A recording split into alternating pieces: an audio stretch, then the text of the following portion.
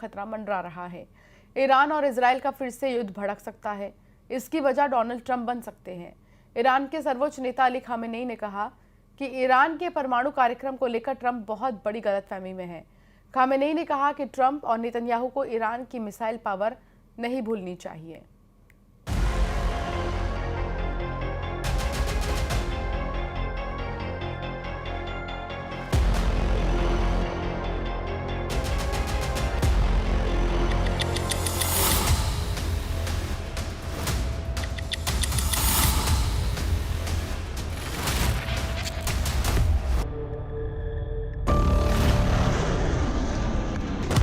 Khamenei ने Trump को Iran का दुश्मन कहा।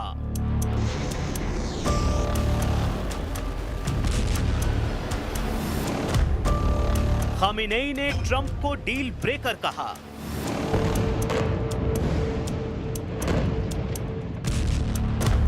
खामेनेई ने ट्रंप को मुंगेरी लाल कहा।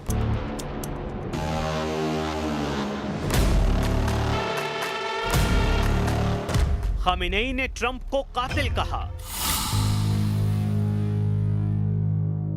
खामेनेई ने ट्रंप को आतंकवादी तक कह डाला।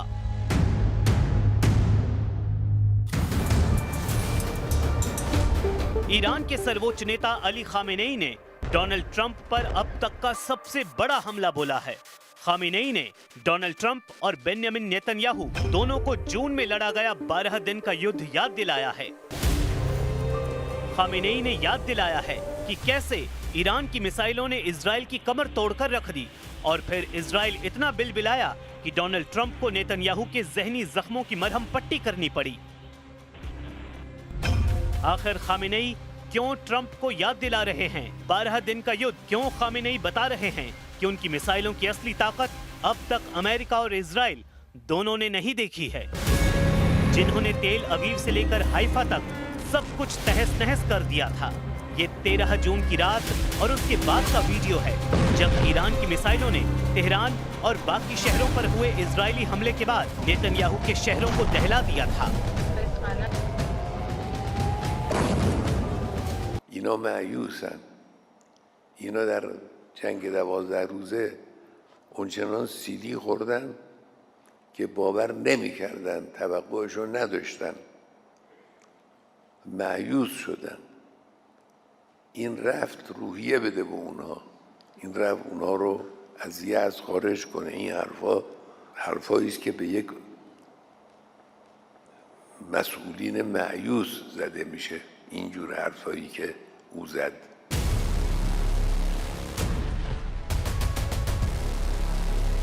खामेनेई ने सबसे बड़ा अटैक ट्रंप पर किया है।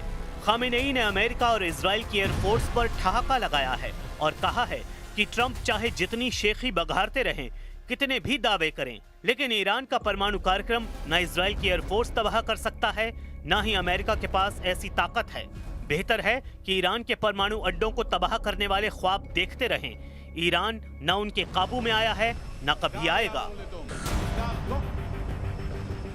میکنه که صنعت هسته‌ای ایران رو بمباران کردیم و از بین بردیم. خب خیلی خوب، همین خیال باشه.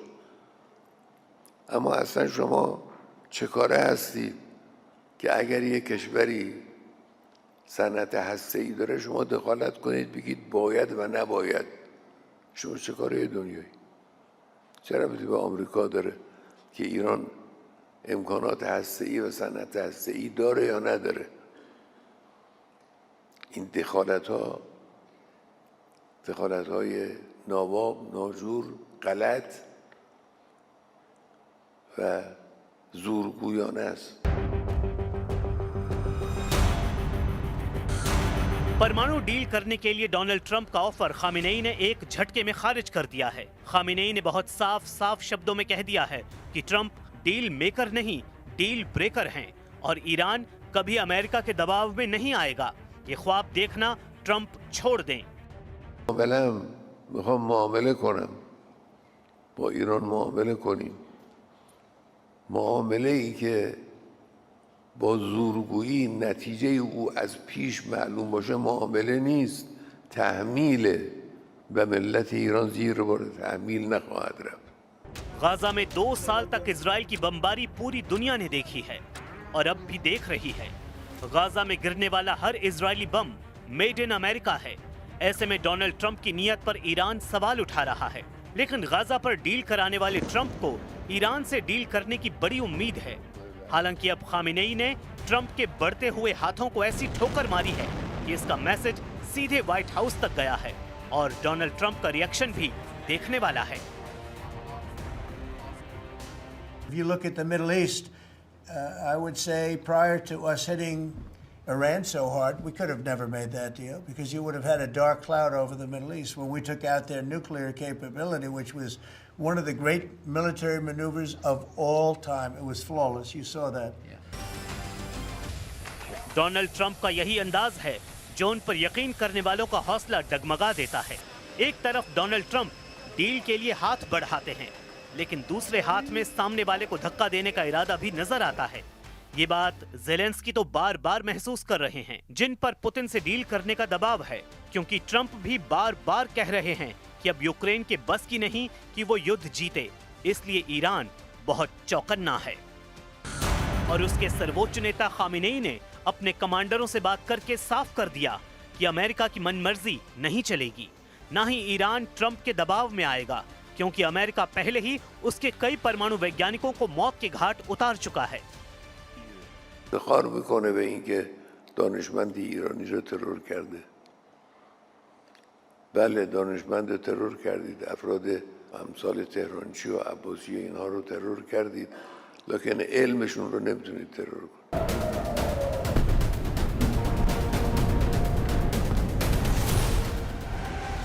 13 जून 2025 को जब इजराइल ने ईरान के वैज्ञानिकों और कमांडरों की हत्या की थी, उसके बाद ईरान का बदला देखने लायक था।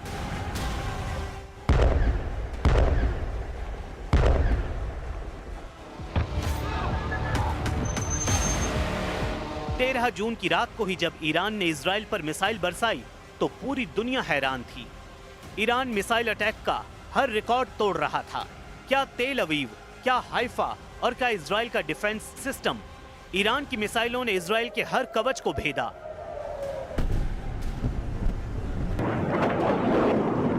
और बता दिया कि जब उसकी मिसाइल फायर होती है तो उन्हें रोकना न इजराइल के बस की बात है, न अमेरिका के। 12 दिन तक ईरान के गुस्से को पूरी दुनिया ने देखा। यही वजह है कि ईरान के कमांडर बार बार ट्रंप और नेतन्याहू को आगाह कर रहे हैं।